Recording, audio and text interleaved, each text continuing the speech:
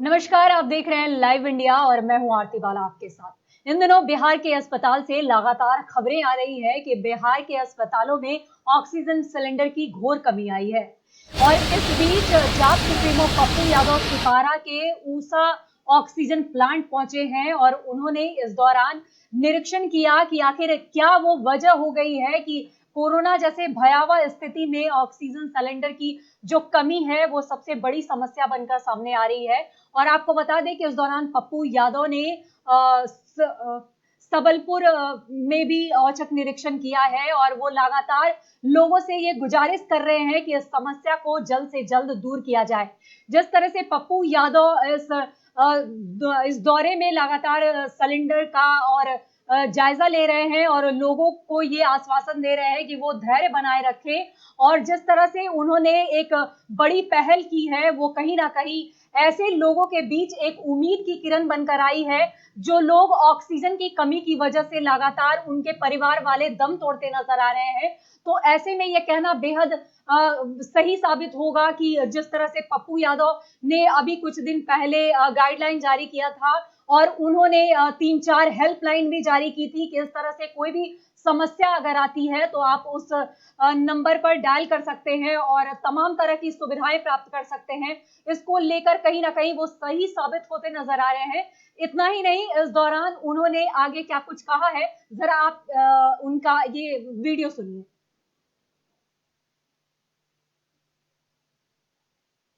आज तैयारी की बात कर रहा है।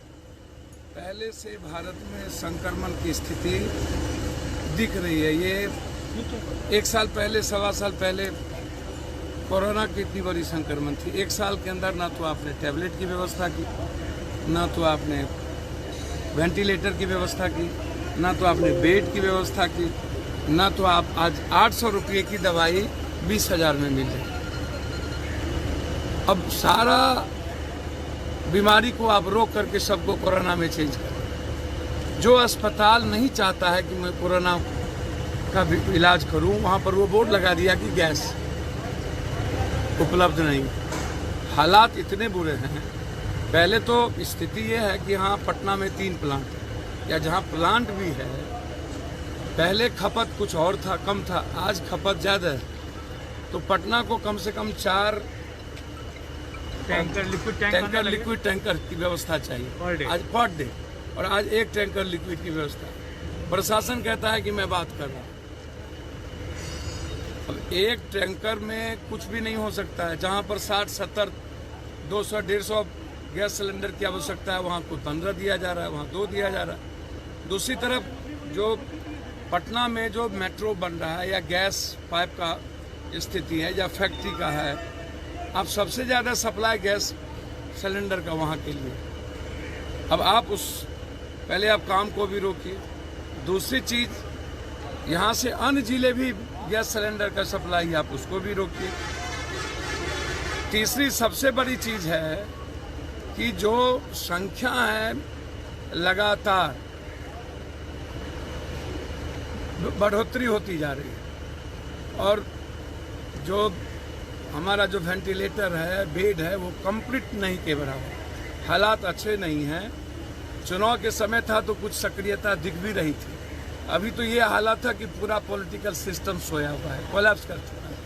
कोई मतलब नहीं है किसी को कि कौन मरे, कौन हरे, किसके बच्चे मरे, किसके माँ बाप मरे, किस परिस्थिति में हो। बस कोई गंभीरता नहीं दिखनी है। सब कुछ अखबारबाजी, सब कुछ दिखाने के लिए साल भर आप कुंभकर्ण की नींद ले रहे थे। कोई मतलब नहीं था, हालात अच्छे नहीं थे, बैठक नहीं हो रही थी कंप्लीट रूप से। तब तक कोई बेड नहीं बनी, दवाई मेरे पास नहीं आई, वैक्सीन की कहीं व्यवस्था नहीं है। डबल डोज नेता लेंगे, अन्य लोगों को कोई वैक्सीन नहीं मिलेगी। फर्स्ट डोज में इम्यूनिटी पावर घट जाती है। तो आज जिस तरीके की परिस्थिति है, कंप्लीट संक्रमण स्थिति में है, कोलैप्स हो चुका है। पैनिक, पॉलिटिशियन और सिस्टम इसको पैनिक बना रहा है। डर का वातावरण पैदा किया जा रहा है, खौफ पैदा किया जा रहा है, सिर्फ ड्रग्स माफिया और पूंजीपतियों के लिए। पूरा पूंजीपति और ड्रग्स माफिया हावी है। हम जो बोल देंगे, जो दवाई जितना बोल देंगे, हम 1 लाख का दाम बोल देंगे या 40,000 जिंदगी लेना हो तो लो, नहीं तो मरो। मतलब कंप्लीट रूप से कोलैप्स ड्रग्स माफिया ने सब कुछ को कर दिया है। हालात अच्छे नहीं हैं और सरकार को इस तरह का हैवॉक क्रिएट नहीं करना चाहिए। ड्रग्स माफिया के प्रेशर में आके सरकार गिरवी रखी जा चुकी है, पूरा दिल्ली से लेके यहाँ तक।